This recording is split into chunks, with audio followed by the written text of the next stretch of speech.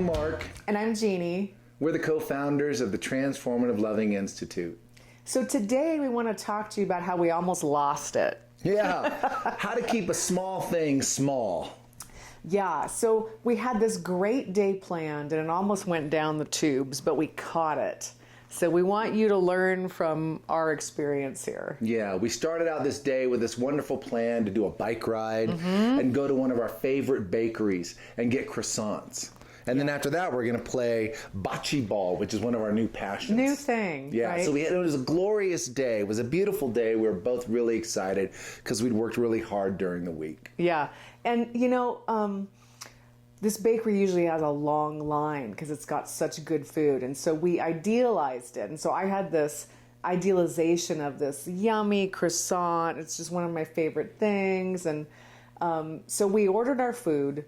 And Mark ordered this yummy toasted bagel thing that was all warm. And they handed me my cold croissant in a bag. And I didn't really think about it. I just carried it out to the table and I sat down with it. And I opened it up. And I put my jam on and I took a bite and I went, oh my God, I hate cold croissants. Like I hadn't even thought about it. And all of a sudden there was the fall, right? And the fall is what happens when you idealize something. You have this idea of this is going to be so great. And then it's not the way you thought. And I just got disappointed. And just at that moment, Mark walks out with his warm, toasted, Bialy bagel with cream cheese, and I was like, oh. And so I approached Jeannie and I saw that she was disappointed. And that caused a reaction in me, right? Because what happened was I sensed that Jeannie had gone away. She had retreated into her small self, who was hurt and disappointed that her croissant was not warm. And so my tools and all of our teaching tells me sappy love, right? Be present. Right. But for some reason I did not have access to that in that moment because I'm human, right? And my attachment style is anxious attachment. Right. My go-to is really anxious. So when Jeannie left, I got scared.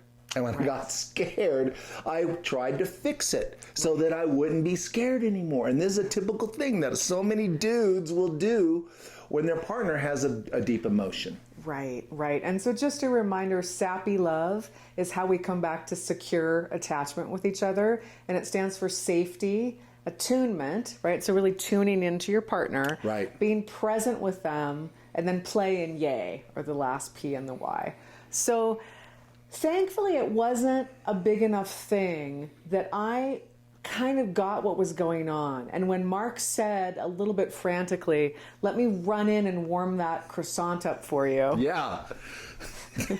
I'll fix it. I was able to actually say, you know, it's not really about the fact that the croissant's cold, although it is. But in this moment, what I really need from you is to just be present with me and hear that I'm disappointed, which is really all I need. And that's so counterintuitive in those moments, right? So what was that like for you when I said, can you just like have it be okay that I feel sad and disappointed right now? I immediately resonated and start to attune to Jeannie because she's talking about her needs. And as we know, needs are universal. We all have so many of the same needs. So when she spoke her needs, it grounded me into the conversation like, of course. Right. Of course, that's what you need.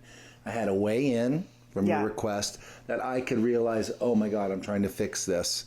And I quickly backed out, of the strategy of fixing and then became present and attuned to you in a listening way. Right. And I was able to say, here's what I actually need to hear. It totally makes sense that you would feel disappointed and sad, and it's okay. And when Mark reflected that back to me, I just like, I was able to relax. And here's the interesting thing. My whole entire frame of mind and energy shifted in that moment when Mark could just hear me. And then, I let it go. And I ate this other cool little thing that they'd given us for free. And I was fine. But the thing is, it was a healing moment for me because in my family of origin, nobody wanted to hear my feelings, right? It wasn't okay for me to bring my feelings if it was anything other than joy. So for Mark to go, yeah, I can, let me backtrack, let me be present. Yeah, and say, of course it makes sense. You would feel sad because in your family you weren't allowed to be sad, and now you're feeling sad, and you want to be accepted and held in that. Exactly. And you want to have the space to actually feel that now. Totally, and be loved and accepted in that. Right. So this is our takeaway, that we saved the day, right? The day could have quickly spiraled downwards. And my takeaway was to actually just ask for my needs and tell Mark exactly what I needed instead of getting angry, which is what I could have done and I might have done had I not been able to rally myself. So to really ask for my needs. What was your takeaway? My takeaway was presence. Was being present rather than going off into my own agenda, to just really key into what's happening here, what are the needs, what are the feelings, and work with what was there in the moment, which I know how to do. Yeah. And so many times it really is attunement and presence that brings us back and can save the day. So we call this the croissant incident. Yeah. And we wanted to share it with you so that hopefully that will inspire you to save your own little incidents that happen as they do on a day-to-day basis. And you know, these tools, we can use them because we've practiced them, because we've learned them.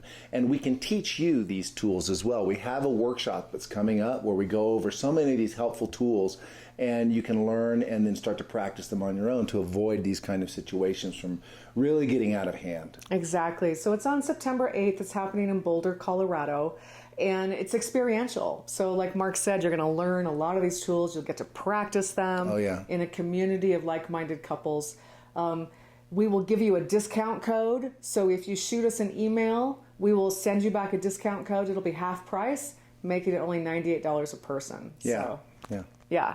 So we hope to see you there, and we look forward to seeing you next time. Yeah. Thanks for watching. Bye.